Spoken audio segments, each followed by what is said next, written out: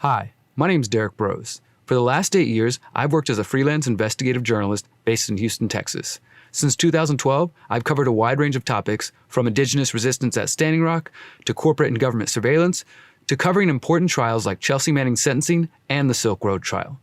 Throughout this time, I've realized that choosing to investigate certain topics will often get you labeled as a conspiracy theorist, or at the very least, a proponent of less than credible journalism, aka fake news. One of these forbidden topics relates to the potential harm caused by cell phones and other digital technology. Over the years, I've seen articles discussing the dangers of radio frequency radiation and electromagnetic fields. Again, I noticed that these studies never made the mainstream headlines or the 24-hour cable news cycle. And even if the news had reported on this information, would it have made a difference? I, like millions of other people around the world, never gave a second thought that cell phones and laptops could be causing harm to human health. We assume that the government agencies responsible for testing these fields have tested everything for safety. I started to wonder, has this blind faith in authority been a huge mistake? My ignorance on these topics came to an end in September 2018 when I learned that the city of Houston had recently partnered with Microsoft and Verizon to turn Houston into a smart city. This smart city would use emerging 5G technology to power the so-called Internet of Things, which in turn will allow for driverless vehicles, robot assistants, artificial intelligence, sensors in the street to moderate street lights and environmental warning systems, and many other futuristic technologies that we have been promised. And at this time, I had very little understanding of what exactly 5G was, but my preliminary research had shown me that there were an increasing amount of people asking questions about the health and privacy concerns. I also learned that there were lawsuits taking place across Texas and around the world as the opposition to 5G pushed back against the federal government and the wireless industry, seizing power from towns, cities, and states. On October 1st, 2018, Houston Mayor Sylvester Turner held a press conference with officials from Verizon Wireless. The mayor and Verizon CEO Hans Vestberg were on location at a Houston couple's home as they installed 5G equipment and helped the young couple become the world's first 5G customer. At this event, Mayor Turner and Mr. Vestberg were both questioned about the health and privacy concerns which have been raised by scientists, doctors, journalists, activists, and security experts. Both Turner and Vestberg told me that they were not aware of any health or privacy concerns. We're the first city for the installation of 5G anywhere in the world. It's just another bragging right. Okay, New York can't say it, LA can't, Chicago, Philadelphia, Atlanta, DC, but we can say it in the city. Mayor Turner, as far as moving forward with innovation and, like you said, wanting to be the first, has anybody stopped to look at any studies related to potential health effects of increasing the amount of small cells in the city, as well as privacy concerns that the American Civil Liberties Union and others have put out concerns regarding the push towards smart cities? Any thoughts on the health and privacy? You know, I haven't seen any recent studies on it. I mean, the reality is that if you want to move things quicker, if you want to innovate, the infrastructure is critically important. Is there any concern about the health effects of the increase in health and small cells? The studies that have been done over years has not shown any effects or health effects on the radio signals, and there's no difference. There are safety rules on all of it that is regulated by the regulator. How much power I was not satisfied with their answers, to say the least. I did more research, and the following week, I attended Houston City Council to share what I had found with the mayor and the council. Hello, members of City Council. How are you doing? Hope everybody's doing well today. Some of you know who I am. For those who are unfamiliar, I'll just introduce myself briefly. My name is Derek Brose. I'm a journalist here in the city of Houston. I work for KPFT 90.1. I have a radio show Monday afternoons, and I work for the local news as well. I've emailed each of you, including the mayor, the last 3 weeks in a row, including this morning, related to the implementation of 5G technology here in the city. I'm hoping those didn't go to your spam folders and maybe somebody saw them, but if not, please do check your spam folders. I sent one this morning, and last week I was able to talk to the mayor a little bit at the unveiling of the world's first 5G customer here in the city of Houston. And the mayor expressed a desire to move forward, that the city wants to be number one. We want to be number one before New York, before Austin, before all these kinds of things. A lot of pride in moving the city forward with the implementation of 5G and all that it might bring, all the new technologies. However, what I've been sending to you guys in emails is the fact that there are a number of privacy and health concerns related to the rollout of 5G technology. This visit to council was followed by another. Just going to touch base on where we left off. I think 2 weeks now, I was talking to you guys about the 5G technology rollout. And another. There are many people asking questions, including scientists, doctors, researchers. And another. I attended the Houston Tower Commission meeting yesterday, where there was an appeal for a 5G tower that is going up in the 3rd Ward, where members of 3rd Ward have put together a petition trying to stop this tower because it's 35 feet away from someone's home. We've also talked with members of Tanglewood who've come here and spoken out about towers near elementary schools. We've talked with folks from Sharpstown to Acres Home, Montrose, all over the city who are concerned about the placement of the towers, some for aesthetic reasons, some for health reasons, others just generally not sure they want them in their neighborhoods. Thank you. Derek, thank you for showing up today, because this is something that does need to have a light shine upon it. These videos gained more than 900,000 views on YouTube alone, leading activists from around the world to reach out to me and encourage me to keep going. And I'm really concerned, I think, with what it's, the people talking about the schools today are worried about the mayor and city council's close connection to certain industries and certain groups and how that might influence an issue. And I really, Mayor, after all this time of asking you face to face and asking the head of Verizon, the fact that you got awarded the 5G Wireless Champion Award in September 2018, I would hate to believe that that has anything to do with why you won't respond to any questions about 5G, why you haven't discussed the safety or lack of safety related to small cells, and why Houston is just marching forward, partnered with Verizon to implement 5G without giving the people of the city anything. You're not offering us anything. Can you say conclusively that it's safe? Can you say conclusively that we will still have privacy once 5G goes live? Or are you just concerned with being the first and making sure we have driverless cars and all these different things that you've talked about in interviews? Again, you were awarded the 5G Wireless Champion, so I would expect you to know something about what you were being given an award for. And just invite each of you to check your emails, check your phone calls, because people are emailing you, people are contacting you, and we need something from you guys. Otherwise, at least I just want to make sure that I keep coming here and putting it on record that you guys are ignoring the questions that people have. And in the future, if there are lawsuits for people getting cancer, getting illnesses, or other concerns, you guys will be held accountable. Your time has expired. Thank you. And I do support 5G. Thank you. Do you have anything to say about the safety, the health aspects of it, Mayor? Councilmember Christie. I was also featured on local news discussing the concerns around the 5G rollout. I confronted the mayor of Houston for his close ties to the wireless industry and ignoring the concerns about 5G. The mayor ran away from my questions at city council and on 3 different occasions in public. How you doing, Mayor? Hey, man. When are we going to get to sit down? When are we going to get to sit and talk down? I want to ask you a real... I already know what you want to ask me. Well, come on then. Then answer it. You know the question. You don't got to touch it, brother. Because you're the 5G wireless champion. Come on. Isn't that what they gave you? The award? The CTIA? The cellular industry gave you the 5G wireless champion award? And then you won't even answer any questions at city council. It's so funny. The people of Houston are concerned about privacy and health, and you're the 5G wireless champion, and you won't even listen to them. It's hilarious. Don't touch me, sir. Don't touch me. It's hilarious, Mayor Turner. I'll see you at city council. You can keep laughing. People of Houston are paying attention. Don't touch my equipment. Now they ignore me at city council. That's the problem. That's why I'm running. Due to the response from the mayor and the city, I ran a campaign for mayor of Houston calling for a moratorium on the installation of any more 5G towers until further studies are conducted. I'd like to give Houstonians a voice on a number of other issues that are not typically discussed in Houston.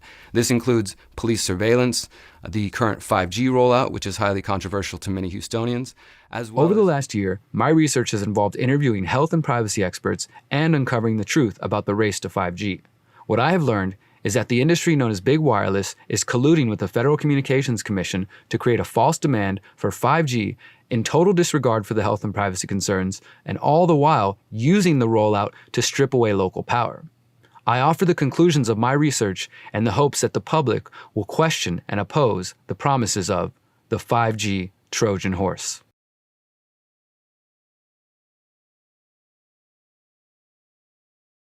Chapter 1. Understanding the electromagnetic spectrum. To have a discussion on 5G, we first have to talk about electromagnetic frequencies, or EMFs. An EMF is the measure of how many times the peak of a wave passes a particular point per second, and it's measured in hertz. This range of potential frequencies makes up what we call the electromagnetic spectrum. The electromagnetic spectrum is divided into separate bands, and the electromagnetic waves within each frequency band are called by different names, including radio waves, microwaves, infrared, visible light, ultraviolet, X-rays, and gamma rays at the high frequency end. Within those bands, gamma rays, X-rays, and high ultraviolet are classified as ionizing radiation, meaning they have sufficient energy to ionize atoms, causing chemical reactions. Exposure to these rays can be a health hazard, causing radiation sickness, DNA damage, and cancer. Radiation from visible light and lower wavelength are called non-ionizing radiation because they apparently cannot cause these effects. What is 5G?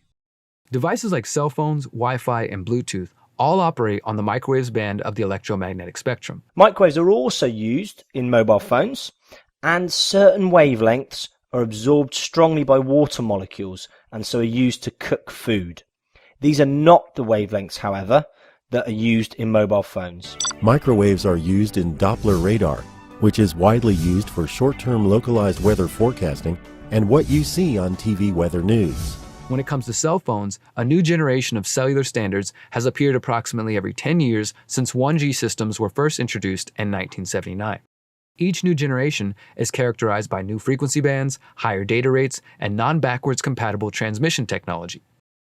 The second generation, or 2G, featured cell phones with texting and pictures. The third generation came about around 2000 with the introduction of phones with some internet, video, and images. The fourth generation came around 2009 with the introduction of smartphones and instant streaming of video, as well as the use of apps. As we move into 2020, the shift to the fifth generation, or 5G, has already begun. In addition to being promoted as the solution to 4K movie downloads, the new technology is expected to herald the beginning of smart cities, where driverless cars, traffic lights, pollution sensors, smartphones, and countless other smart devices interact in what is known as the Internet of Things. The Internet of Things, or IoT, is a fancy way to say that we will be surrounded by hundreds of thousands of interconnected devices and sensors which are gathering mass amounts of data that will be used to show you advertising, monitor your habits, and other uses that we can't even predict yet. The switch from 4G to 5G is a change unlike those of previous generations. One notable difference is that 5G technology uses much higher frequencies ranging from 10 to 300 gigahertz. 5G is using millimeter waves, which are easily blocked and do not travel far. The 5G rollout means the installation of hundreds of thousands of new cell sites, towers, and additions to existing infrastructure. Cities like Houston, Atlanta, Boston, Chicago, Denver, San Diego, New York, and Washington, D.C. have already begun to deploy 5G for residential and commercial uses. Let's take a moment to examine some of the concerns around 5G and EMFs in general. Chapter 2. The concerns around EMFs and 5G. Over the years, I've come across articles claiming that cell phones were giving people cancer or making them sick. I didn't pay too much attention at first, but when I finally decided to investigate the topic, I realized that there is ample evidence that the technology we are so hurriedly surrounding ourselves with might be putting our lives at risk in more ways than one. I started by trying to understand the concerns around EMFs. I went through hundreds of studies, including those funded by government sources and those funded independently. I came across studies discussing extremely low-frequency electromagnetic fields and their effect on DNA. The researchers concluded that cells exposed to extremely low frequencies, or ELFs, quote, presented an increase of the number of cells with high damaged DNA as compared with non-exposed cells. I found studies examining a potential association between nocturnal mobile phone use and mental health, suicidal feelings, and self-injury in adolescence. I also found an interesting study discussing the excitability of the brain being induced by radio frequencies. The study stated that, quote, these results suggest that low-intensity radio frequency fields can modulate the excitability of hippocampal tissue in vitro in the absence of gross thermal effects. The changes in excitability may be consistent with reported behavioral effects of radio frequency fields. A 2004 study found, quote, an increased risk of acoustic neuroma tumors associated with mobile phone use of at least 10 years duration. I also found studies that were inconclusive, like this one, which found, quote, no conclusive evidence of an association between the mobile and cordless phone and a meningioma brain tumor. The study discovered a, quote, indication of increased risk, but was not, quote, supported by statistically significant increasing risk, ultimately calling for further studies. A study by Kaiser Permanente examined rates of miscarriages for women near cell towers. The study of hundreds of pregnant women in the San Francisco area found that those who were more exposed to the type of radiation produced by cell phones, wireless networks, and power lines, radiation that grows more common every day, were nearly 3 times as likely to miscarry. The Kaiser Permanente study did not show definitively what was causing the higher rate of pregnancy loss, nor did it isolate the potential impact of cell phones or other producers of EMFs. However, the authors said the results underscored the need for more research into the potential dangers. During my investigation, I came across the name of Dr. Martin Pall, a professor emeritus of biochemistry and basic medical sciences at Washington State University. Dr. Pall is a published and widely cited scientist on the biological effects of electromagnetic fields, an expert in how wireless radiation impacts the electrical systems of our bodies. He has published 7 studies showing there exists sensitivity to electromagnetic fields and what is known as the voltage sensor in each cell of the body. A study by Paul found this sensitivity in response to Wi-Fi. He calls this effect an important threat to human health.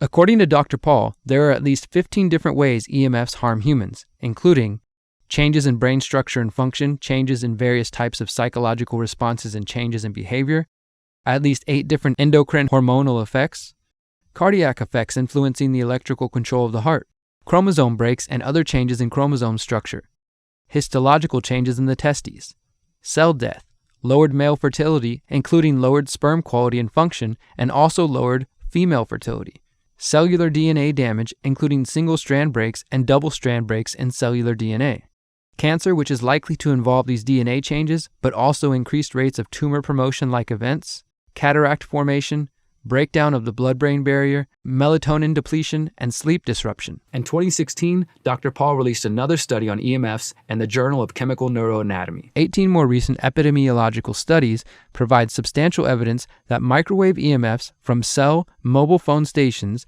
excessive cell mobile phone usage, and from wireless smart meters can produce similar patterns of neuropsychiatric effects.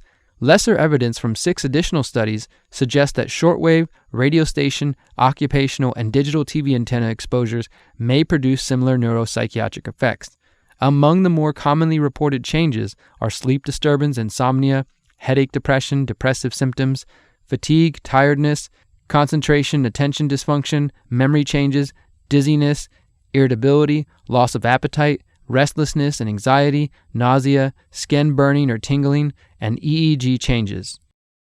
He concluded that, quote, extensive epidemiological studies performed over the past 50 years all collectively show that various non-thermal microwave EMF exposures produce diverse neuropsychiatric effects. Dr. Paul also notes that the effects of EMFs were documented 49 years ago in the U.S. Office of Naval Medical Research report published in 1971. Despite the breadth of his work, Dr. Martin Pall has largely been pushed to the fringes of society. To be fair, there are scientists who accuse him of bias and cherry-picking evidence to make his claims. In 2018, I asked Dr. Martin Pall why his work has been either ignored or pushed out of the mainstream conversation. We quit funding the studies of this sort back between 1986 and 1999. We've done almost nothing since then. So basically, the U.S. government's been pushing these technologies at the same time doing absolutely nothing, or almost absolutely nothing, to protect us. The debate around the safety of cell phones and other devices that emit EMFs grew a little more heated in early November 2018 when the National Toxicology Program released data concluding that there is clear evidence that radio frequency radiation can cause brain and heart tumors in male lab rats. The $30 million study took more than 10 years to complete as researchers examined the effects of prolonged exposure to high levels of radio frequency radiation, specifically the type of radiation emitted via 2G and 3G cellular networks. The researchers write, quote, there was also some evidence of tumors in the brain and adrenal gland of exposed male rats. For female rats and male-female mice, the evidence was equivocal as to whether cancers observed were associated with exposures to radio frequency radiation. The NTP cautions that the results should not be applied to humans, and the FDA and other government agencies have also said that they do not support the conclusions and they do not apply to 5G. the exposures used in the studies cannot be compared directly to the exposure that humans experience when using a cell phone. In our studies, rats and mice received radiofrequency radiation across their whole bodies. The NTP stated, quote, "The lowest exposure level used in the studies was equal to the maximum local tissue exposure currently allowed for cell phone users." A major development from California's Department of Public Health. High use of cell phones may be linked to certain types of cancer and other health effects, including brain cancer and tumors, lower sperm counts, headaches, and effects on learning, memory, hearing, behavior, and sleep. The final report notes that it represents the consensus of the NTP and a panel of external scientific experts. I think the most important study is a study by the National Toxicology Program in a classic large carcinogenicity test, one of the largest ever performed, and for that matter, one of the most expensive. They found increased risk of the tumors, which we believe radiofrequency radiation is causing in man. Particular tumors called schwannomas. In the rats, they were in the heart. In humans, they're often in the nerve, the ear nerve, the vestibular nerve. In a health advisory, the NTP recommends those concerned about the potential health risks from RFR should, quote, "use speaker mode or a headset to place more distance between your head and the cell phone, or reduce the amount of time spent using your cell phone." The NTP seems to suggest that the only way to avoid the health concerns is to avoid using a cell phone. Ronald Melnick, a researcher and scientist who designed the exposure systems used in the study, disagrees with the FDA and the FCC. Dr. Shurin neglects to note that the International Agency for Research on Cancer, as part of the World Health Organization, classified radiofrequency radiation from wireless devices as a possible human carcinogen, based largely on findings of increased risks of gliomas and Schwann cell tumors in the brain, near the ear, in humans after long-term use of cell phones. The IARC designation of cell phones as a possible carcinogen has been highly controversial since it was first issued in 2011. In an opinion piece published by The Hill, Melnick stated that, quote, "simply claiming that conclusions about human risk cannot be drawn from animal studies runs counter to standard practices of evaluating human cancer risks by public health agencies, including the US EPA, NTP, IARC, and even the FDA. Every chemical known to cause cancer in humans is also carcinogenic in animals when adequately tested." In an interview with Josh Del Sol of Take Back Your Power, Dr. Melnick elaborated on the problems he sees with the U.S. regulatory agencies. Approximately $30 million was invested to see if cell phones cause cancer at levels at or below the allowable levels, right, in rats. And the answer is that there was a significant increase in schwannomas of the heart and gliomas in the brain, and then they just dropped it. So, I mean, I guess I want to ask the question, like, why do you think? Now we're getting into speculation here, and we know that Harvard, ethics department has written about the FCC's, being controlled by industry, but the FDA, we've heard in other conversations various things about them, but like, what's actually going on, and how significant of a thing is this, Ron, that the study was done, it showed cancer, and then they just dropped it? Help us to frame this here. Well, I can't tell you why they decided as such. All I can say is that they decided at this point, or as far as I know, not to do anything about this. This information was actually available in 2016 when the NTP released some of the partial findings because of the potential impact of these findings on the general population. The tumors in the heart and tumors in the brain were known in 2016. It could be that they don't want people to think that their cell phones pose a cancer hazard. Maybe they have other reasons, and I can't say whether or not the industry is having an influence. That is certainly a possibility. But it seems to me that from a public health perspective, what you'd want to do is understand the risk, quantify it, and do something about it. Promote precautionary principles. Even more recently, an August 2019 investigation by the Chicago Tribune found that currently available models of cell phones are already exceeding the safety limits set by the FCC. This means that the cell phones being used by millions of Americans are exposing them to dangerous levels of radiation. There is clearly sufficient evidence to warrant a mass warning to consumers of electronic devices, yet we are met with silence from health professionals and mainstream corporate media. But what about the health concerns around 5G? 5G is an emerging technology that hasn't really been defined yet. From what we currently understand, it likely differs dramatically from what we studied.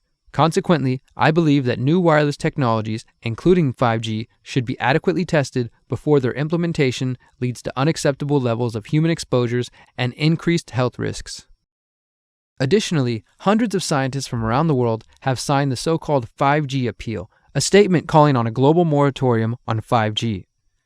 We, the undersigned scientists and doctors, recommend a moratorium on the rollout of the fifth generation 5G for telecommunication until potential hazards for human health and the environment have been fully investigated by scientists independent from industry. 5G will substantially increase exposure to radio frequency electromagnetic fields on top of the 2G, 3G, 4G, Wi-Fi, etc. for telecommunications already in place. Radio frequency electromagnetic fields has been proven to be harmful for humans and the environment. At a May 2018 United Nations hearing, Claire Edwards warned the UN Secretary General Antonio Guterres about the dangers of 5G. Edwards is a co-organizer of a second appeal to stop 5G called the International Appeal to Stop 5G on Earth and in Space, which as of December 2019 had 186,352 signatories from 208 nations and territories.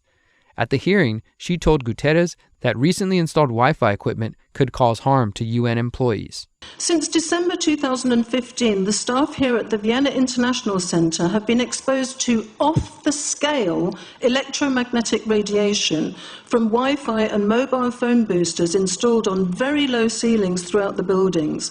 Current public exposure levels are at least 1 quintillion, that's 18 zeros, 1 quintillion times above natural background radiation, according to Professor Olle Johansson of the Karolinska Institute in Sweden. The highly dangerous biological effects of EMFs have been documented by thousands of studies since 1932, indicating that we may be facing a global health catastrophe orders of magnitude worse than those caused by tobacco and cigarettes.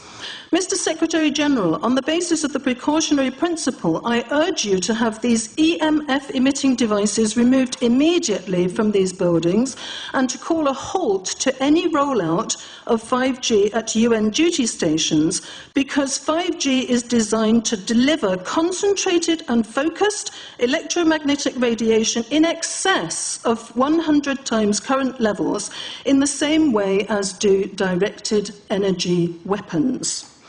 In line with the UN guiding principles on business and human rights, to protect, respect and remedy, 5G technologies must be subjected to an independent health and safety assessment before they are launched anywhere in the world. There is currently an international appeal signed by 237 EMF scientists from 41 nations urging the UN and particularly the WHO to exert strong leadership in fostering the development of more protective EMF guidelines, encouraging precautionary measures and educating the public about the considerable health risks. Guterres claimed he was ignorant to the dangers of the technology. Sorry, because we are talking with someone that is a little bit ignorant on these things. We're talking to the Wi-Fi systems? On the ceilings of these buildings, Wi-Fi boosters and cell phone boosters were installed without consultation, without information to staff in December 2015. The situation here is extremely dangerous.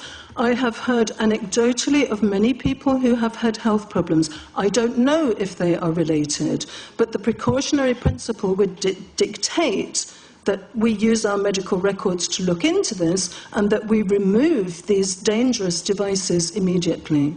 Thank you. Well, I become worried because I put those devices in my house. So, Not a good idea. I will have to. I confess my ignorance on this. We will have to. But I'm going to raise this with WHO, which I think is the organization that might be able to deal with it properly, for them to. Put someone, their staff or organizations to work on that, because I must confess, I was not aware of that danger. To the extent that I put those things in the rooms of my house, in the ceiling. Groups like Physicians for Safe Technology have also called for caution and common sense on 5G. Doctors have begun speaking out about the concerns of surrounding ourselves with hundreds of thousands of new cell towers and small cells in the interest of 5G. Thank you very much for the opportunity to speak. I'm Sharon Goldberg. I'm an internal medicine physician. I've practiced medicine for 21 years, and my background is mostly academic internal medicine, hospital-based, clinical research, and medical education. I am going to skip many of the things I wanted to say because I didn't realize it was only 5 minutes. Wireless radiation has biological effects, period. This is no longer a subject for debate when you look at PubMed and the peer-reviewed literature. These effects are seen in all life forms: plants, animals, insects, microbes. In humans, we have clear evidence of cancer now. There is no question. We have evidence of DNA damage, cardiomyopathy, which is the precursor of congestive heart failure, neuropsychiatric effects. So 5G is not a conversation about whether or not these biological effects exist. They clearly do. 5G is a conversation about unsustainable healthcare expenditures. Why do I say this? We've been sitting on the evidence for EMR and chronic disease for decades. And now we are seeing all these epidemics appearing. So diabetes is the first epidemic. I think most of you know the statistics. They're very scary. 1 in 3 American children will become diabetic in their lifetime, and if they're Hispanic females, the number is 1 in 2. Okay. So what does this have to do with wireless radiation? Wireless radiation and other electromagnetic fields, such as magnetic fields and dirty electricity, have been clearly associated with elevated blood sugar and diabetes. That is what the peer-reviewed literature says. It is not opinion. The closer you live to a cell tower, the higher your blood glucose. That is based on hemoglobin A1C measurements. So the idea with small cells of putting the cells closer to people's homes and bedrooms scientifically is very dangerous. Thus far, there have only been a few politicians brave enough to speak out about this issue. Former Michigan State Senator Patrick Colbeck recently spoke out against the unprecedented rollout of this new untested technology. All of us know in our hearts we would not knowingly move our family, move our home next to a cell tower, right? We know it implicitly that there's something just not right there. The fact is that there have been studies talking about cell phone usage, and this is $20 million study by the federal government because they wanted to make sure absolutely beyond a reasonable doubt that they knew exactly what was happening with cell phone technology and cell phone usage. They found and they determined conclusively that there were carcinogenic effects. Now we're talking about what's going on with the 5G system. Just want to make sure everybody understands. The issue with 5G wireless deployment is not the convenience, because we all like the convenience. It's not the ease of deployment, because it's a lot easier just to pop something up on a tree than it is to actually bury it under the ground and route it to somebody's house in a hardware configuration. The issue is that 5G deployment, because it operates in a higher frequency band of 24 to 90 gigahertz, has to use a higher power density level to get through walls and get through solid objects. And that means you're going to have to put these things every 2 to 10 homes. So you're going to have a cell tower every 2 to 10 homes. Nobody would move next to a cell tower, right? So this is something that is a serious concern. And once again, remember that denial of request or denial permit request that you can put in? It's going to point back to the acceptable levels as determined by the FCC, not the EPA or not the CDC, the ones who usually take care of health concerns, but by the FCC, which is staffed by former members of the telecommunication industry. That's the fox guarding the hen house. In April 2019, New York Congressman Thomas Suozzi sent a letter to the FCC seeking answers about the technology. Suozzi wrote, quote, Small cell towers are being installed in residential neighborhoods in close proximity to houses throughout my district. I have heard instances of these antennas being installed on light poles directly outside the window of a young child's bedroom. Rightly so, my constituents are worried that should this technology be proven hazardous in the future, the health of their families and value of their properties would be at serious risk. New Jersey Congressman Andy Kim also sent a letter noting that, quote, current regulations governing radio frequency safety were put in place in 1996 and have not been reassessed for newer generation technologies. Despite the close proximity to sensitive areas where these high-band cells will be installed, little research has been conducted to examine 5G safety. Most disturbing of all, Senator Richard Blumenthal of Connecticut exposed that Big Wireless and the FCC have failed to do adequate independent studies into the effects of emerging 5G technology. At a Senate Commerce Committee hearing, Blumenthal questioned industry representatives about the absence of this research. In December of 2018, I sent a letter to FCC Commissioner Carr asking him to cite for me recent scientific studies demonstrating the safety of this technology. What research has been done, where has it been published and compiled. He has essentially failed to do so and just echoed the general statements of the FDA, which shares regulatory responsibility for cell phones with the FCC. If you go to the FDA website, pretty unsatisfactory. There basically is a cursory and superficial citation to existing scientific data saying, quote, the FDA has urged the cell phone industry to take a number of steps, including support additional research on possible biological effects of radio frequency fields for the type of signal emitted by cell phones. I believe that Americans deserve to know what the health effects are. My question for you, particularly Mr. Gillen and Mr. Perry, how much money has the industry committed to supporting additional independent research? I stress independent research. Is that independent research ongoing? Has any been completed? Where can consumers look for it? And we're talking about research on the biological effects of this new technology.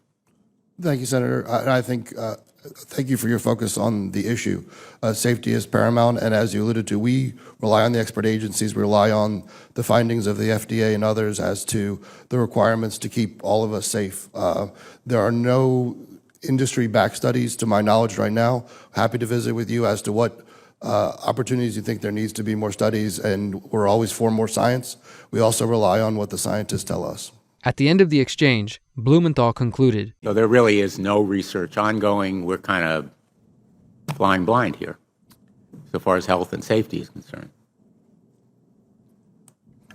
Thank you, Mr. Chairman. as more health professionals, politicians, and scientists speak out against the dangers of 5G and EMFs, the cellular industry and some in the mainstream media have begun pushing back. In March 2019, William Broad of the New York Times wrote a piece promoting the idea that those who are concerned about the health effects of 5G are simply falling prey to Russian propaganda designed to make America lose the race to 5G. His article, "Your 5G phone won't hurt you, but Russia wants you to think otherwise," sought to place the blame for concern around 5G on the shoulders of America's favorite boogeymen, the Russians. Interestingly, Broad failed to mention that in April 2019, the Times announced a partnership with Verizon to showcase a 5G journalism lab. This seems to be a new trend for corporate media, as the Washington Post announced a similar deal with AT&T in November 2019. Questions regarding potential conflicts of interest have not been addressed. By relegating concerns about 5G to a Russian ploy, he misses altogether the fact that the purportedly independent international authorities on which he relies that declare 5G to be safe are an exclusive club of industry-loyal scientists. China, Russia, Poland, Italy, and several other European countries allow up to hundreds of times less wireless radiation into the environment from microwave antennas than does the US. Davis went even further, comparing the treatment of those who raise awareness about the public impact of radio frequency microwave radiation to that of those scientists in the 1950s and 60s who attempted to ring alarm bells about the dangers of tobacco. Scientists who showed the harmful effects of tobacco found themselves struggling for serious attention and financial support. She continued, "For health impacts from wireless radiation, a similar pattern is emerging. Each time a U.S. government agency produced positive findings, research on health impacts was defunded. The Office of Naval Research, the National Institute of Occupational Safety and Health, the Department of Health, Education and Welfare, and the Environmental Protection Agency all once had vibrant research programs documenting dangers of wireless radiation. All found their programs scrapped, reflecting pressure from those who sought to suppress their work."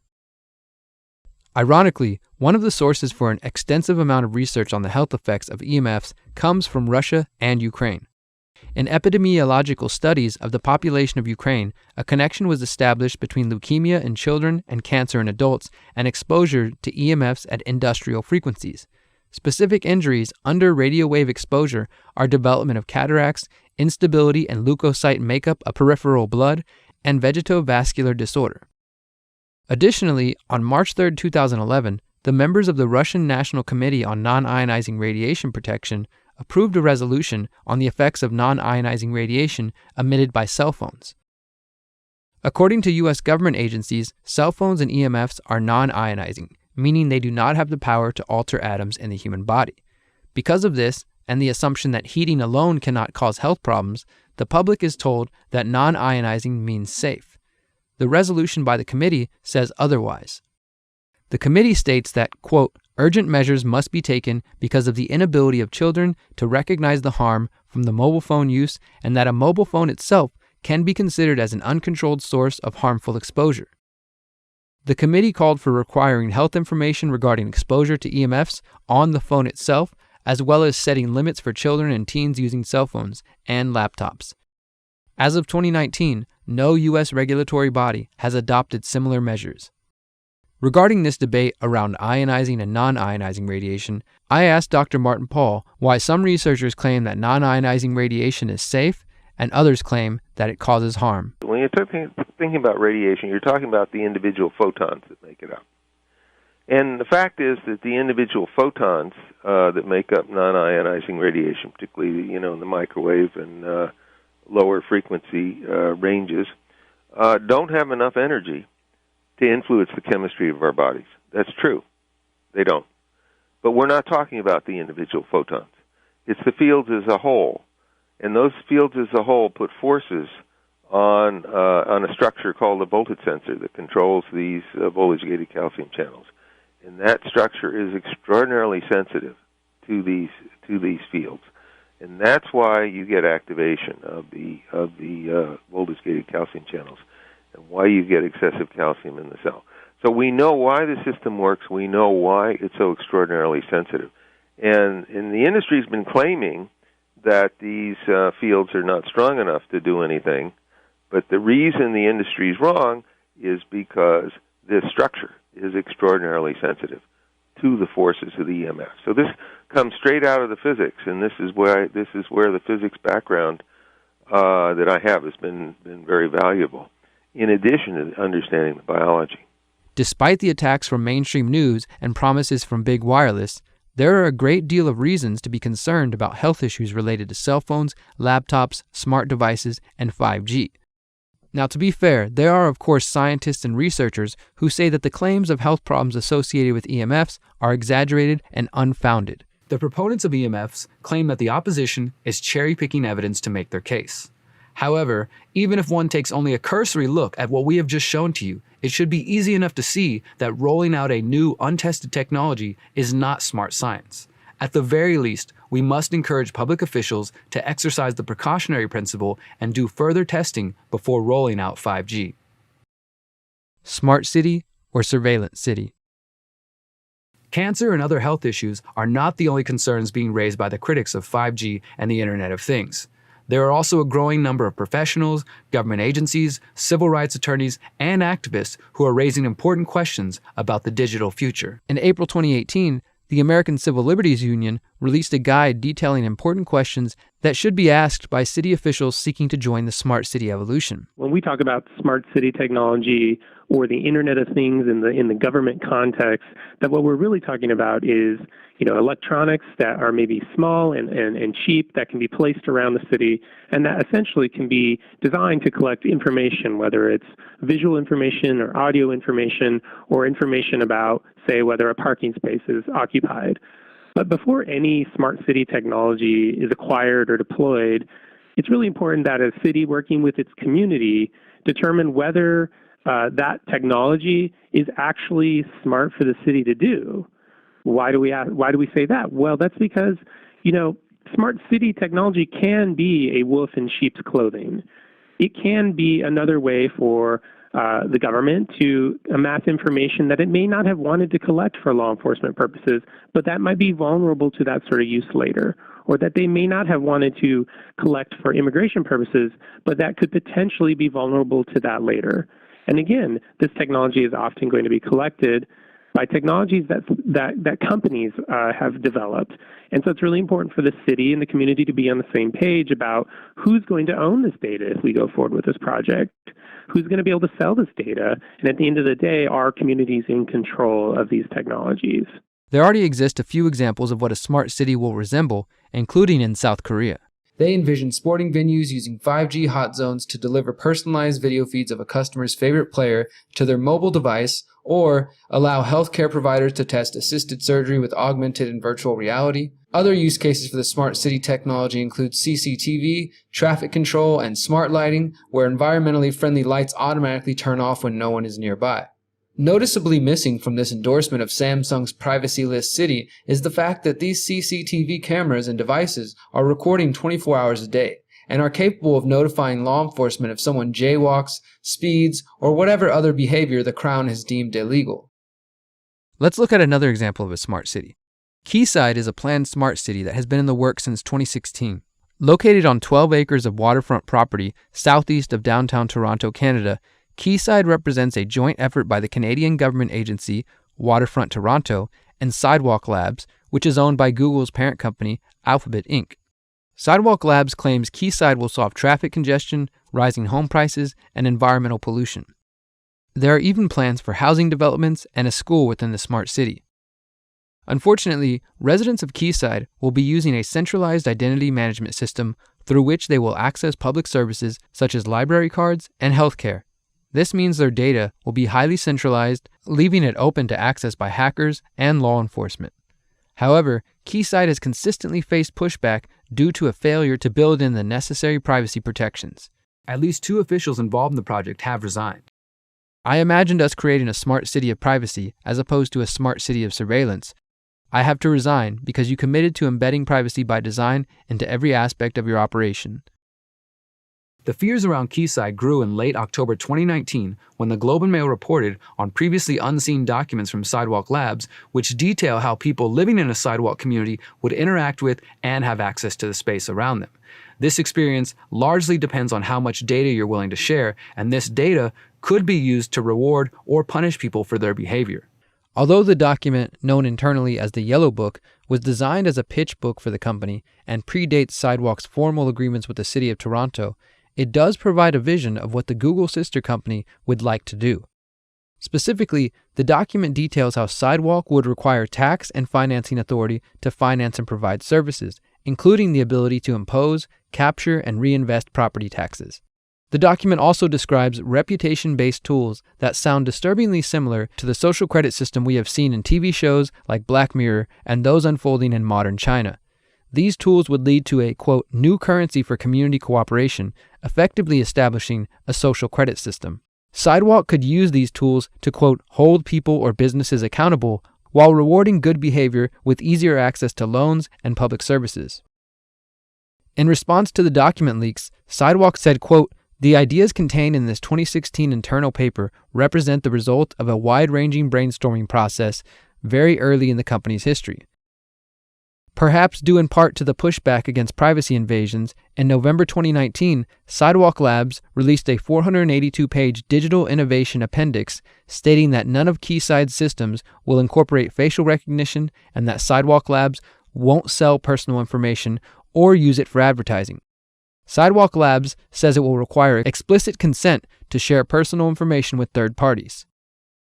In places like San Diego, activists are already fighting against privacy invasions via environmentally friendly smart streetlights that are always listening. In other places like South Korea, the smart city vision is advancing quite quickly. A revolution, embracing the possibilities of super-speed 5G mobile internet in a country already one of the world's most digitally connected. We've led the world in developing 5G technology. As phone makers and service providers, we have set the standards, so we can be the first to release such services into the market. For most people in South Korea, it's the fun stuff of 5G that's the big draw. Effortless video chatting with as many friends as you want, in any guise you might choose. Real-time video gaming with multiple users and screens. Augmented reality and virtual reality. Even the ability to deliver holograms of your favorite sports or K-pop stars. South Korea's 5G providers are predicting massive uptake, even though only one smartphone maker currently has a device that can handle 5G. We're expecting at least 1 million of our customers to take up 5G before the end of the year. Then there's the wider possibilities offered by massive data transmission with hardly any delay. The development of smart cars and eventually driverless vehicles. Managing robots in telemedicine or in industry. Our world is likely to look very different. For the moment, future residents of Quayside will have their data protected. But these types of systems are already being put into place in China.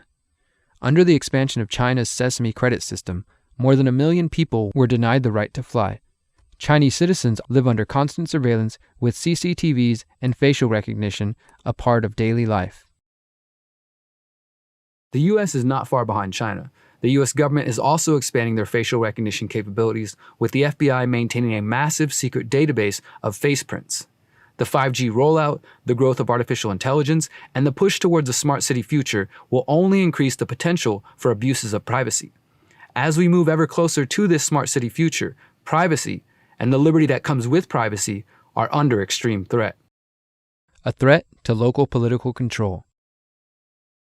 In September 2018, the FCC passed a new rule putting the federal government in complete control of the 5G rollout. Although the original 1996 Telecommunications Act was the first power grab by the federal government, the September 2018 rule made it so that cities and towns had little ability to regulate or avoid the installation of so-called small cells and additional infrastructure needed for the 5G rollout. Under the new rule, phone companies can be charged no more than $270 to install each small cell antenna. Additionally, local authorities would have 60 days to review the proposed wireless infrastructure. Localities are already limited in deciding where the equipment can be located. The new rule also continued the tradition of forbidding localities from opposing the equipment on health grounds. The only acceptable claim is based on aesthetics. Basically, if you think the tower looks ugly, they'll turn it into a palm tree for you. The Republicans on the FCC stated that limiting the fees that cities can charge localities will free up capital for them to invest in local infrastructure. Democrat Jessica Rosenworcel was the lone dissenter, calling the rule, quote, extraordinary federal overreach. I do not believe the law permits Washington to run roughshod over state and local authority like this, and I worry the litigation that follows will only slow our 5G future.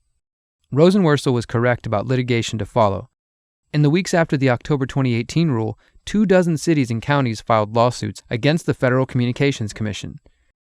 The matter was only made worse when in April 2019, President Trump issued an executive order about 5G. Local and state bodies must now approve new 5G infrastructure within 90 days.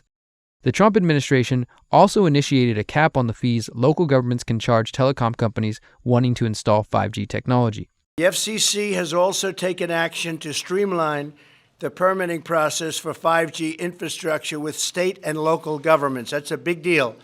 It takes too long to get permits. We're going to free that situation up, and we're going to put limits, and the local areas are going to listen to us very, very strongly. They have a big incentive to do that. They must now approve new physical infrastructure within 90 days instead of many years. It can sometimes take 3, 4, and 5 years. We're going to put a limit of 90 days. And there is now a cap on the unreasonable fees local governments often charge. They get greedy. They think, hey, we can really take advantage, and it ends up that everybody gets hurt. So we're putting a cap on those fees. These changes will contribute greatly to building high-speed networks across America, and it's going to happen very quickly, very, very quickly. The pushback against the usurpation of local power by the federal government and the big wireless lobby can be seen clearly in the town of Danville, California. Back in March 2019, the Danville Town Council voted 4-1 to block a permit for a 5G small cell installation by Verizon. During the meeting, Danville Mayor Robert Storer stated that the vote was an effort to stand up to the federal government and telecommunications companies like Verizon. The Danville Town Council's decision to deny the land use permit for the small cell opened the town up to possible lawsuits from Verizon. We've lost local control, and this says, you know what, we're sick of this, and we're not going to just sit here and just be bowled over. We say no, we play the cards out. You know, we've been in lawsuits before. We're actually pretty good at it sometimes. I don't want to say it's been shoved down our throats, but it has been. We've lost complete local control, or we're losing so much of it. This, if nothing else, just puts us in a position that says, you know what, we're a little tired of this. If you're going to come to the town of Danville, don't make this room full of people that are angry, you know, because our job is to protect the town of Danville. And, you know, we may be spending some money here, and I'm okay with that.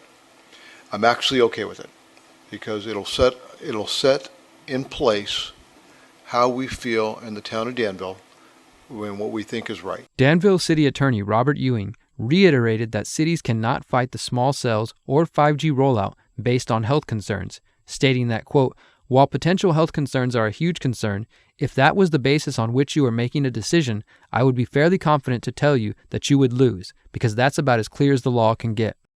Similar resolutions are passing in towns across the world, either outright banning 5G or requiring more testing before implementation.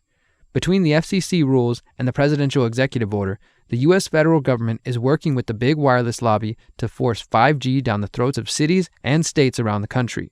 Together, in an incestuous corporate-state relationship, they are slowly taking away choice and consent from local bodies. Most worrisome is the thought that the 5G rollout and the subsequent theft of local power might be setting a precedent for a future where cities and towns have no say in what happens in their own communities, and instead are forced to go along with the agenda of the federal government and their corporate buddies. A danger to the environment. The rolling out of 5G might negatively impact our ability to forecast the weather and accurately predict storms. In the spring of 2019, NASA and the National Oceanic and Atmospheric Administration, or NOAA, said 5G antennas using similar frequencies used by satellites to gather critical water vapor data could compromise forecasts and science. The FCC and big telecom companies are seeking to expand cellular service into frequency bands such as the one at 24 GHz, which falls near the frequency used for forecasting at about 23.8 GHz. The FCC, which licenses the wireless spectrum for 5G in the U.S., says the fears are exaggerated. In March 2019, Secretary of Commerce Wilbur Ross, who oversees NOAA, and NASA Administrator Jim Bridenstine sent a letter asking the FCC to postpone the auction of the 5G frequency bands. Instead, the FCC went ahead with the auction, selling frequency to both T-Mobile and AT&T. In May 2019, Neil Jacob, acting administrator of NOAA, testified to Congress that an internal study had found 5G-related interference could cost NOAA 77% of the water vapor data it collects at 23.8 GHz and could degrade weather forecasts by up to 30%, essentially sending us back to 1980 levels.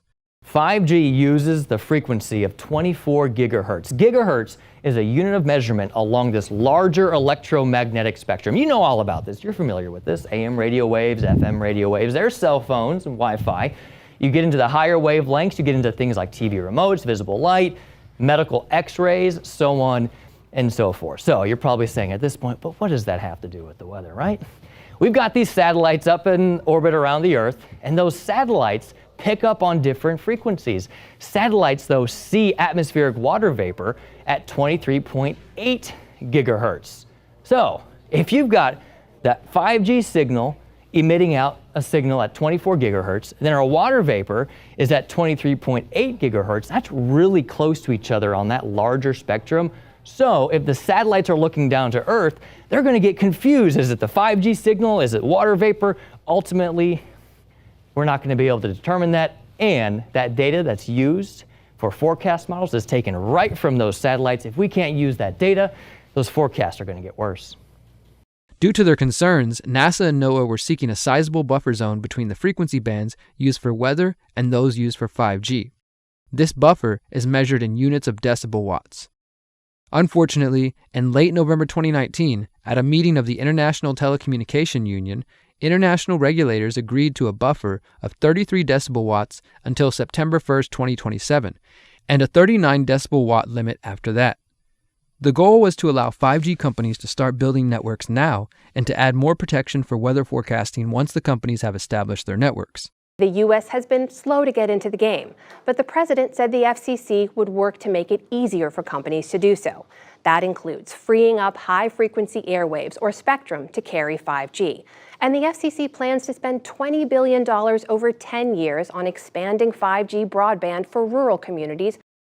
Erica Leix, a meteorologist and head of World Meteorological Organization, called the idea of having 8 years of lax regulation of grave concern to weather forecasters.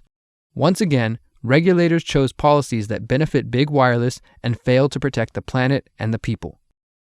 The 5G expansion not only poses a threat to human health, privacy, and weather forecasting, but an increasing amount of research indicates that surrounding ourselves with an unprecedented amount of digital devices is creating a new form of pollution known as a digital or electrosmog. In the report, Bees, Birds, and Mankind, German researchers discussed the effects of this electric smog. Quote, "The consequences of this development have also been predicted by the critics for many decades and can now no longer be ignored. Bees and other insects disappear, birds avoid certain areas, and are disoriented in other locations." In September 2008, Dr. Ulrich Warnke, one of the authors of that report, also presented his findings to the Radiation Research Trust at the Royal Society in London. He stated that, quote, "An unprecedented dense mesh of artificial magnetic, electrical, and electromagnetic fields are disrupting nature on a massive scale, causing birds and bees to lose their bearings, fail to reproduce, and die." A review of studies from around the world shows that concerns around the electrosmog are rising. One study reviewed the impact of radio frequency radiation from wireless telecommunications on wildlife. The researchers note that phone towers located in the living areas of some species are continuously irradiating wildlife, causing a reduction of their natural defenses, deterioration of their health, and problems in reproduction. The researchers conclude that, quote, "Microwave and radio frequency pollution constitutes a potential cause for the decline of animal populations and deteriorations of health of plants living near phone masts. To measure these effects, urgent specific studies are necessary." Studies are also beginning to look at the impacts of radio frequency radiation on trees. A 2016 study attempted to verify whether there is a connection between unusual tree damage and radio frequency exposure. The researchers conducted a long-term field monitoring study in 2 German cities. They observed and took photos of unusual or unexplainable tree damage, along with measurements of electromagnetic radiation. A statistical analysis showed that electromagnetic radiation from cell phone towers is harmful for trees. The researchers note that, quote, "These results are consistent with the fact that damage inflicted on trees by mobile phone towers usually starts on one side, extending to the whole tree over time." A 2010 study looked at the decline in aspen trees in Colorado since 2004. This study suggested that the radio frequency exposure may have strong adverse effects on growth rate and may be an underlying factor in aspen decline. Additionally, there are concerns that thousands of trees will be cut down or trimmed to ensure the 5G frequencies operate efficiently. Another area of growing concern relates to the fear that the massive increase in exposure to radio frequency radiation could be one of the causes for bee colony collapse disorder, which has wreaked havoc on the global honeybee population. In a 2017 study, researcher Daniel Favre of Switzerland claims that his article describes an experiment on bees which clearly shows the adverse effects of electromagnetic fields on their behavior. Favre states that, quote, "The experiment should be reproduced by other researchers so that the danger of man-made electromagnetism for bees, nature, and thus humans ultimately appears evident to anyone." In the study Mobile Phone Mast Effects on Common Frog Tadpoles, researchers exposed eggs and tadpoles to electromagnetic radiation from cell phone antennas for 2 months, from the egg phase until an advanced phase of tadpole, and found low coordination of movements, an inconsistent growth pattern, and a high mortality rate. The authors conclude, quote, "These results indicate that radiation emitted by phone masts in a real situation may affect the development and may cause an increase in mortality of exposed tadpoles. This research may have huge implications for the natural world, which is now exposed to high microwave radiation levels from a multitude of phone masts." Ajit Pai is the chair of the FCC, and he joins me now. Welcome to the NewsHour. Thank you for having me on. So I want to ask you about what one of your Democratic colleagues on the FCC had to say about our efforts to get into 5G. She said, so far we've done more harm than good. She cites the president's tariffs on 5G equipment, says the White House has been alienating security allies. We need to expand that network. How do those things hamper your ability to build and grow the network? I respectfully disagree. If you look at some of the independent observers, they believe that the United States is in the lead when it comes to 5G. For example, Cisco recently put out a report suggesting that North America, led of course by the United States, would have twice as many 5G connections as Asia by 2022. That same month, ABI Research said flatly that the United States is in the lead in 5G. Last week, CTIA pointed out that the United States will have 92 deployments of 5G in the United States by the end of 2019, which is almost twice as many as any country in the world. And just on Tuesday, a report came out that was reported in Bloomberg, pointing out that 5G-related job listings in the United States have increased 12% just over the last 3 weeks. So these are objective indicia of the fact that we are in the lead in 5G, but we want to maintain that lead, and that's part of the reason why I was at the White House today to announce 2 new initiatives. Well, deployment is one thing, but consumer... But to those willing to do the homework, it becomes clear. There is ample evidence of negative impacts as a result of radio frequency radiation associated with cell phones, Wi-Fi, and likely 5G. In fact, in 2018, the European Commission's Scientific Committee on Health, Environmental, and Emerging Risks released a statement on emerging health and environmental issues, which clearly outlined the need for more independent research. Under Section 4.4, Potential Effects on Wildlife of Increases in Electromagnetic Radiation, the report states, quote, "How exposure to electromagnetic fields could affect humans remains a controversial area, and studies have not yet yielded clear evidence of the impact on mammals, birds, or insects. The lack of clear evidence to inform the development of exposure guidelines to 5G technology leaves open the possibility of unintended biological consequences. These unintended consequences have the potential to affect human life as well as insects, birds, plants, and trees." Chapter 3: The Big Wireless 5G Takeover. As I continued my research and began presenting it to City Council and fellow Houstonians, I noticed there was often a reluctance to believe what I was claiming. Several times, I was asked something along the lines of, "How could something so dangerous be allowed on the market? Doesn't the government regulate this technology?" Once again, the trust of the authorities made people feel like they were safe from harm. Unfortunately, the research shows otherwise. But how could this happen? How can the U.S. government allow potentially hazardous products to be sold and used by millions of people? To understand this, we need to go back to 1996. That year, the Telecommunications Act was passed as an effort to update the law around communications technology as the internet was beginning to come into mass public use. The act was also seen as a way to limit the growing AT&T monopoly. Unfortunately, it was the beginning of further consolidation of telecommunications companies and a huge step towards eroding local power. The 1996 Act prohibits local jurisdictions from considering perceived health effects when taking an action on a proposed facility, such as towers or small cells. Instead, cities and towns could only regulate cell sites based on the aesthetics and location of the devices. Quote, "No state or local government or instrumentality thereof may regulate the placement, construction, and modification of personal wireless service facilities on the basis of the environmental effects of radio frequency emissions to the extent that such facilities comply with the Commission's regulations concerning such emissions. As long as the facilities comply with the standards set by the FCC, they cannot be subjected to environmental or health regulations." But what happens if those federal standards set by the FCC in 1996 are not adequate? As we will get into shortly, there are studies which show health effects even at the levels allowed by the 1996 Telecommunications Act, not to mention the fact that the standards are over 2 decades old and based on outdated technology. Not only was the Telecom Act designed to protect the profits of the big wireless companies, but somewhere along the way, the FCC and the telecoms developed an incestuous relationship that has overtaken the voices and concerns of the American people.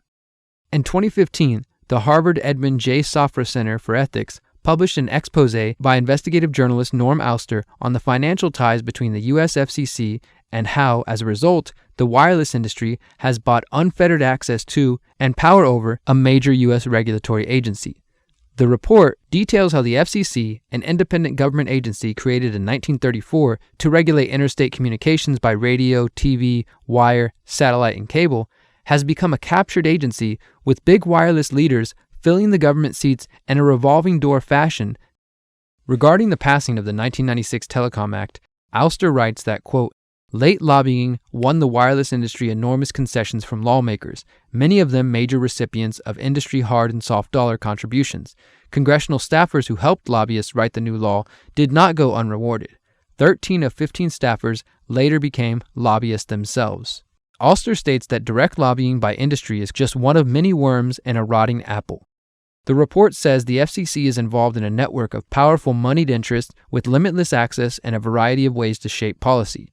Alster believes the worst part is that the wireless industry has been allowed to grow unchecked and virtually unregulated, with fundamental questions on public health routinely ignored. Unfortunately, the situation goes beyond corrupt government agencies and into actually defaming those who speak out against potential harms caused by wireless technology. During the 1990s, biochemist Jerry Phillips was hired by cell phone giant Motorola to study the effects of the radio frequency radiation emitted by cell phones. Phillips and his colleagues looked at the effects of different radio frequency signals on rats and on cells in a dish. Phillips says the relationship between him and his employer was initially cordial, but soured once he submitted research data to Motorola which found harmful effects to the DNA structure as a result of exposure to radio frequency radiation. The negative results were not to Motorola's liking, and they began putting pressure on him.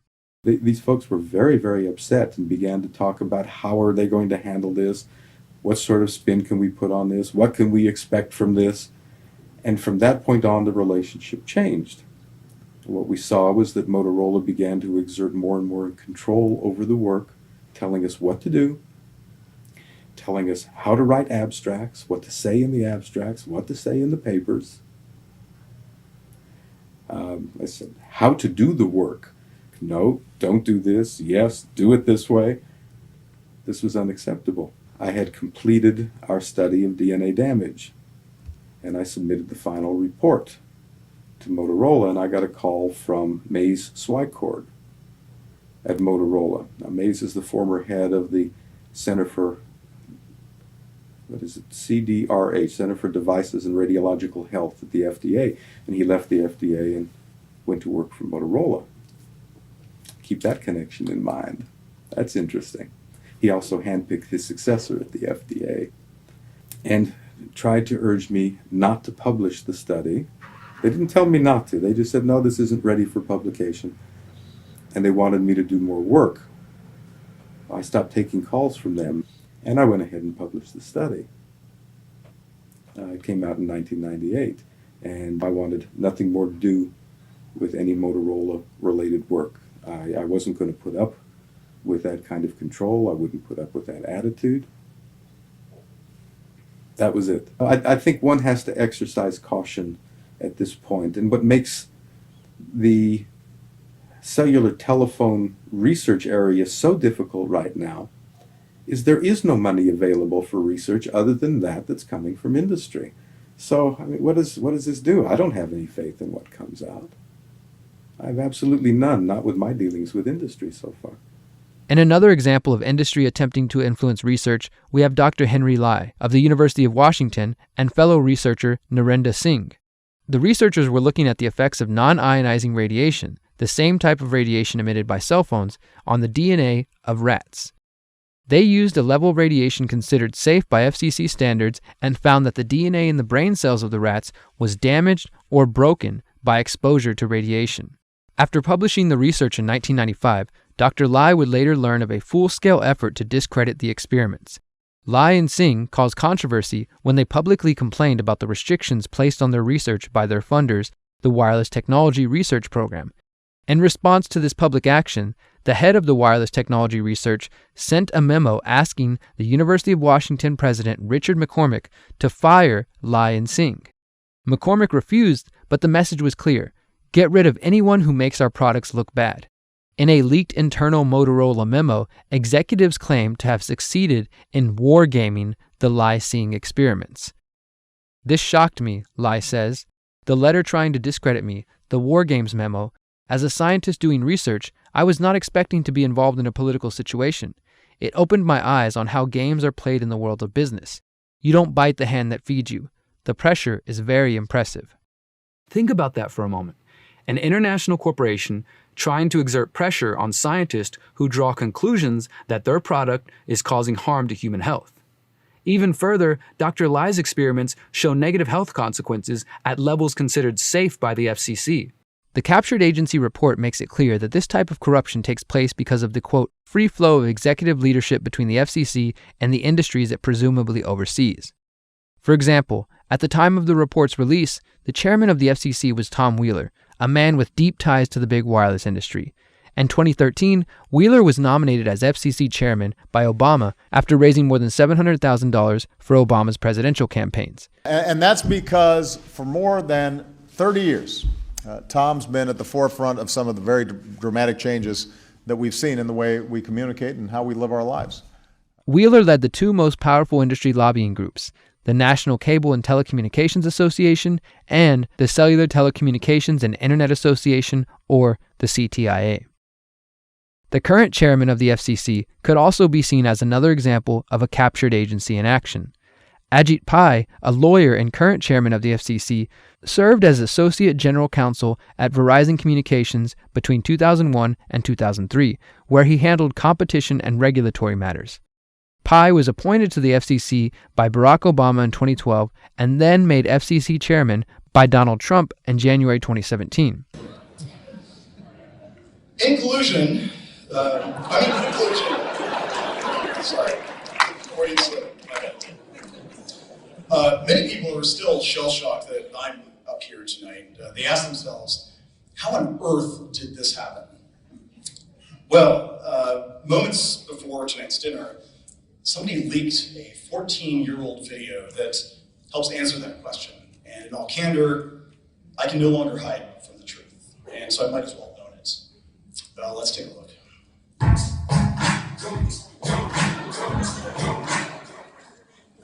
Yeah, and the cover charge is $20 as long as we get there by 2 a.m. It should be oh, Joanne?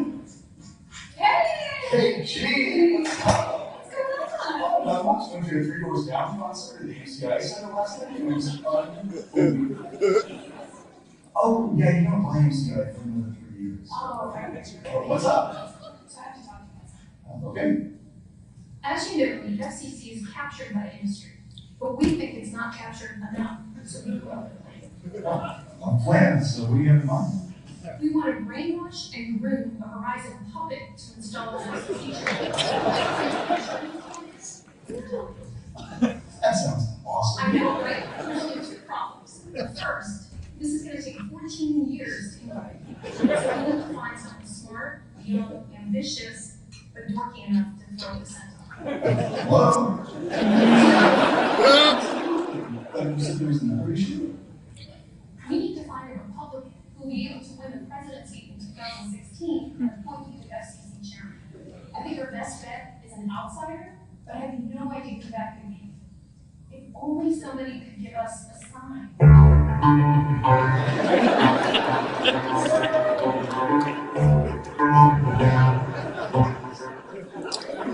And that,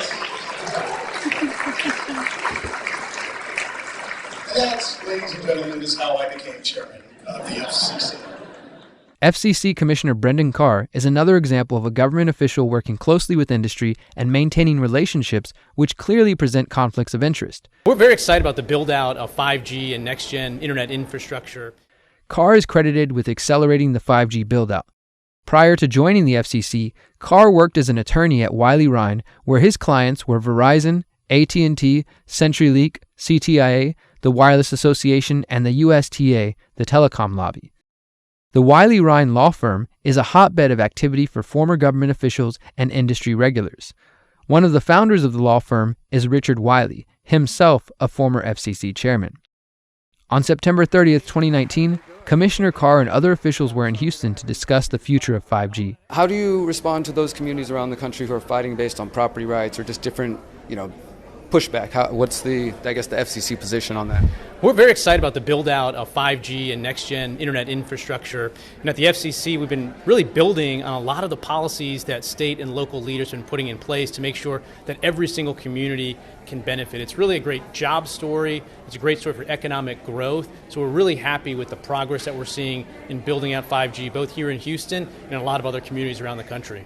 What about those who have concerns, say, for example, Harvard, that put out the study about captured agency, that folks like yourself who've been lawyers and worked in the industry are essentially captured the regulators? This idea that the FCC can't be trusted to regulate 5G and cell phones and things of that sort because of not only yours, but Ajit Pai and others' industry connections. Yeah, we're really glad to see the growth in 5G. And one of the things that we've done at the FCC is build on the policies put in place by local elected leaders here in Houston. Texas, the state legislature put policies in place that help guide the way for 5G builds. So we're really excited with the progress that we're seeing by really taking the lead of so many of these local elected officials. No comment on the conflict of interest concerns? Thanks, man. Appreciate it. Good to talk to you. The following day, I was able to question Commissioner Carr for a second time, and once again, he avoided my questions. Mr. Carr, can I follow up with you on yesterday? Oh, I'm good, man. Thank you. All right, well, then we'll just do it this way. All right, so look, you have ties to the industry. We'll just be more blunt this time since trying nice doesn't seem to work with you guys. So you have ties to the industry. Thanks, man. You omitted those facts. This is not press. You're a public servant. You're walking the streets. So you've been with the FCC. You've worked with a law firm that defended the CTI, the people who organized this whole thing. The CTI gave the mayor the 5G Wireless Champion Award. I mean, essentially, this whole thing was just a big industry. There's not a single mention of lawsuits on the state level, on the federal level. I'm sure you're aware that there are cities in Texas that are suing right now because those are the stakeholders that are being ignored. They're not, the surveillance concerns are being ignored. You guys talked about all these sensors, all these great things, but not a single person mentioned that there are privacy concerns, there are health concerns that I know you're aware. The FCC recently announced that they're even going to reevaluate cell phones because the Chicago Tribune study showed that iPhones are putting off 200 times the radiation that you guys allow and say is safe. I mean, realistically, you can't even comment on that. Thanks, man. It's really good to see you again. Thanks for showing up at the event. Appreciate it. Of course I'm here, but I mean, I'm just saying people see you respond like this and it doesn't even seem like human. You can't even acknowledge or say a simple statement. But I guess that's what we should expect from the federal government. Much of this revolving door relationship between industry and government can be traced to the CTIA, the Cellular, Telecommunications, and Internet Association. Established in 1984, the CTIA claims to represent the U.S. wireless communications industry from carriers and equipment manufacturers. The CTIA, quote, advocates for legislative and regulatory policies at federal, state, and local levels that foster the continued innovation, investment, and increasing economic impact of America's wireless industry. CTIA is active on a wide range of issues, including spectrum policy, wireless infrastructure, and the Internet of Things, among others. They also host events on topics ranging from cybersecurity to 5G. The CTIA's board of directors includes the presidents, CEOs, and other senior officials of Verizon, Sprint, T-Mobile, Nokia, Ericsson, Intel, General Motors, TracFone, Easy Texting, and others. The CTIA's current president and CEO is Meredith Atwell Baker. Baker has spent the last 2 decades bouncing between lobbying for big wireless and working for the government. From 1998 to 2000, Baker worked as Director of Congressional Affairs at the CTIA. Afterwards, she worked for the U.S. government as an FCC commissioner between July 2009 to June 2011. She then went back to the CTIA, where she is now president and CEO in charge of promoting the so-called race to 5G. So what exactly is the race to 5G? If you've paid attention to any media or visited a cell phone store recently, you've likely heard of the buzz about 5G, and more specifically, the race to 5G. Geopolitically speaking, the race to 5G describes the ongoing rift between the US and China, a kind of digital Cold War where the two superpowers race to implement the next generation of cellular technology because of its potential for massive profit and massive data collection. The American media and President Trump have stated that Chinese company Huawei could use their 5G infrastructure to spy on Americans. Trump has called on federal officials and American companies to abandon Huawei equipment. This fear of Chinese spying using 5G equipment completely ignores the reality that the U.S. government has the same exact opportunity to pressure American companies to spy on the private data of Americans. The race to 5G could also be described as a clever marketing concept designed to sell consumers an upgrade they did not know they wanted or needed. Not to mention an upgrade that has sparked lawsuits and has many health and privacy concerns. As part of the ongoing race to 5G, telecom companies are promoting 5G as the solution for faster downloads and high-definition movie streaming. It's not immediately clear if the public is demanding faster downloads, but the telecoms, global governments, and the tech industry are pushing the shift towards 5G.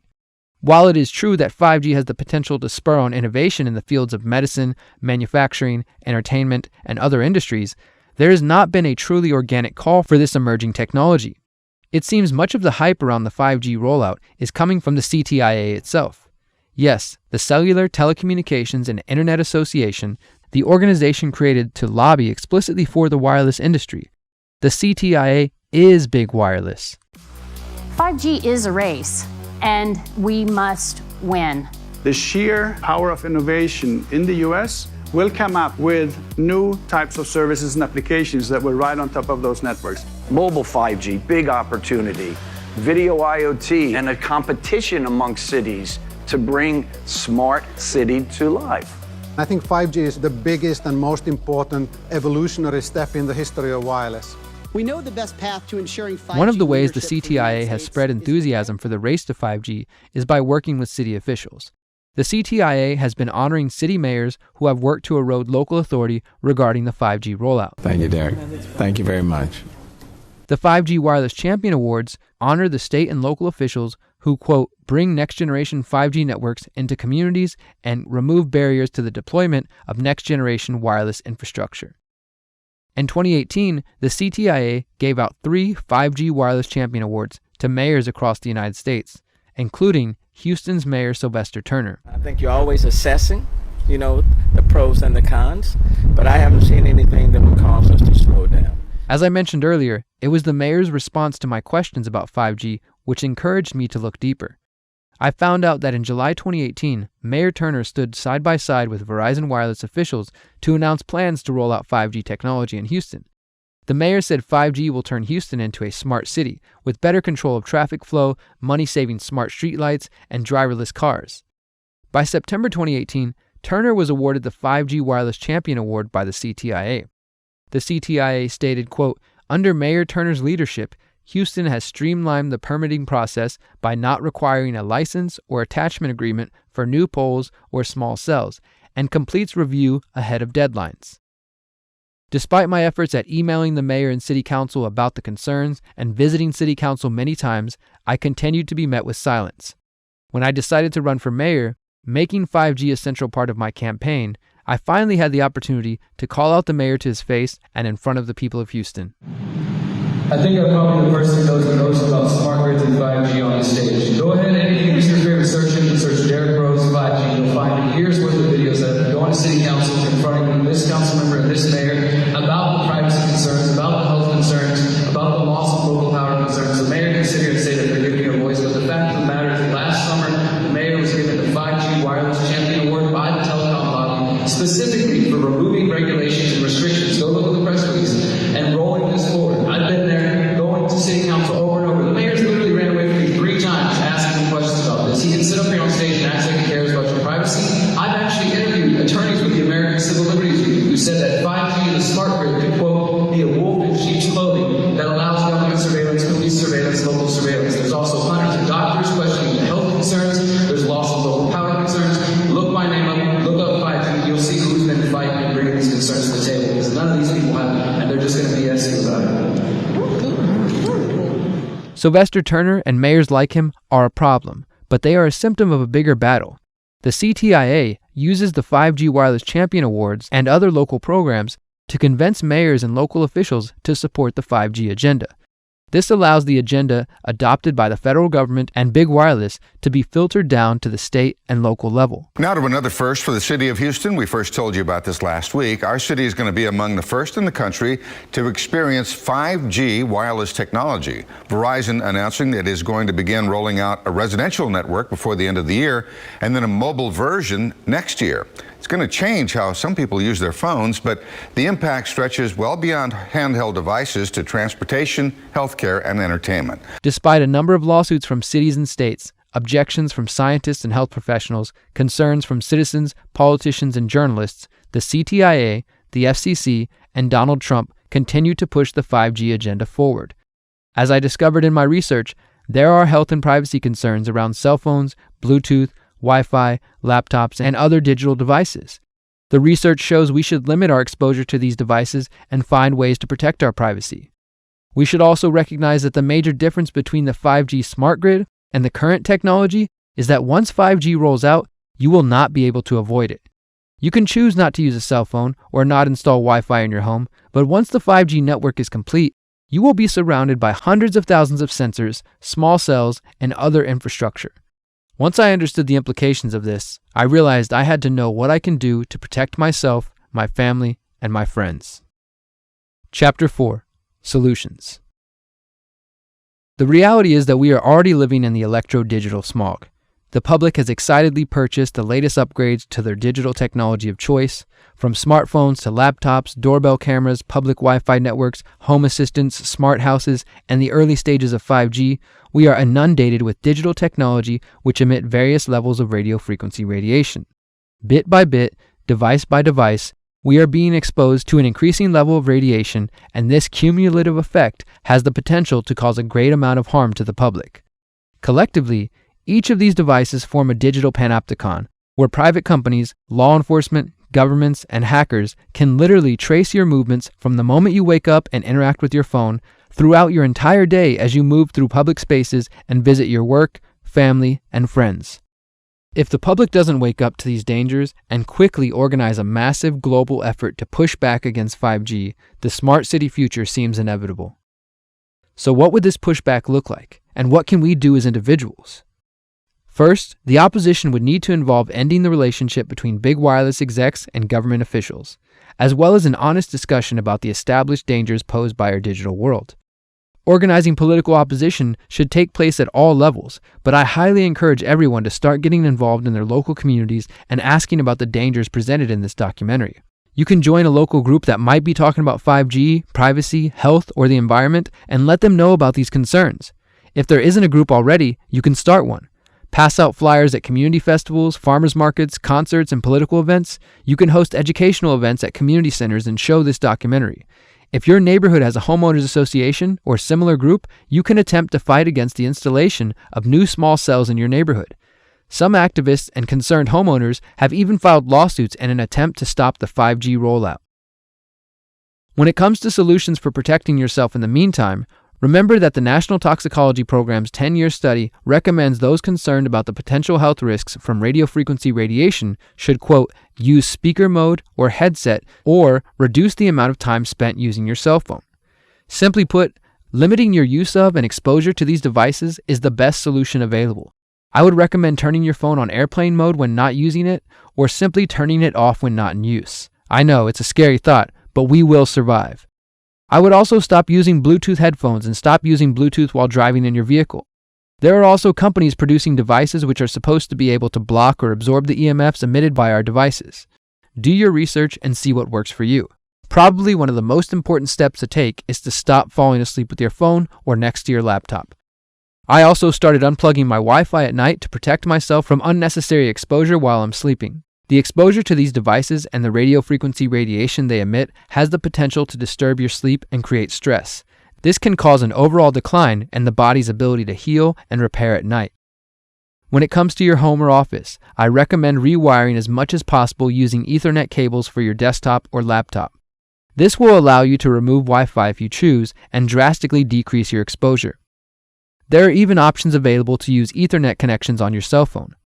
There are also similar concerns regarding the smart meters which have been rolled out around the US. Do some research and find out if you can opt out of a smart meter in favor of an analog meter. Remember what I said about the difference between 5G and previous technologies? Once it's rolled out, you will not be able to avoid it while in public. No matter what you do in your house or with your own phone, if 5G is everywhere, there will be no way to opt out. I have seen researchers working on devices that could protect you in public by either repelling or absorbing the EMFs, and others have suggested clothing that can defend you, but for the moment, none of these seem adequate to protect you from the coming 5G smart grid.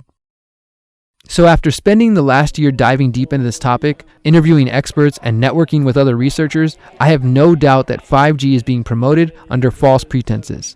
We won the race in 4G, and that's why all the innovation happens here in the United States. We've got 30 trials here in the United States, but China's got 100 trials going on this year. Japan and Korea are really racing to get it done for their Olympic commitments. Just like the Greeks bearing false gifts to the people of Troy, government officials and the big wireless industry are promising the people that 5G is a gift too good to pass up. As we have shown, there are numerous valid reasons to oppose the 5G rollout. Whether it's concerns about health, privacy, local power, or the environment, the government and the wireless industry need to answer our questions. Another thing, where's the media been during all of this? If I could dig up this information and gather these sources with my limited skills and time, why didn't the corporate media identify and report on the concerns about 5G? Thanks again for having me. Why did the New York Times and other compliant media outlets insinuate that opponents of 5G are simply victims of Russian disinformation? Instead of listening to the researchers speaking up and the people pushing back, the media stood silent. So all this begs the question, would consumers be so quick to embrace cell phones, Wi-Fi, and 5G if the wireless industry and their partners in government hadn't silenced critics and corrupted the science? If the public knew this information, would that change their minds? Does it change yours? The cold hard truth is that we have willingly accepted this technology. Yes, we have been lied to by the people we thought we could trust, but at the end of the day, the power is in our hands. We get to decide whether we surround ourselves with devices that threaten our privacy and our health. We must take responsibility for our own actions and remember to be skeptical of promises of convenience and utopia. As the saying goes, if it sounds too good to be true, it probably is. Thank you for watching.